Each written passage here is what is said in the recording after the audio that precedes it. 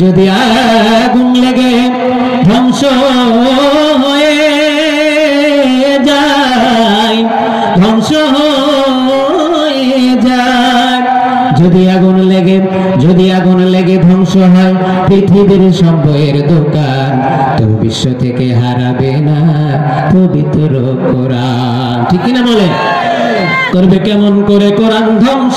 আগুনের তেজ আছে বিশ্ব ভরা লক্ষ লক্ষ কোরআনের হাফেজ, তারা আবার ছাপাবে আসমানি গ্রন্থ, তারা ছাপিয়ে আসমানি গ্রন্থ, বাঁচাবে ইসলামের মান, তাই বিশ্ব থেকে হারাবে না পবিত্র কোরআন। যদি আগুন লেগে ধ্বংস হয়ে যায়, ধ্বংস হয়ে যায়, যদি আগুন লেগে ধ্বংস হয় পৃথিবীর সব বইয়ের দোকান, তো বিশ্ব থেকে হারাবে না পবিত্র কোরআন।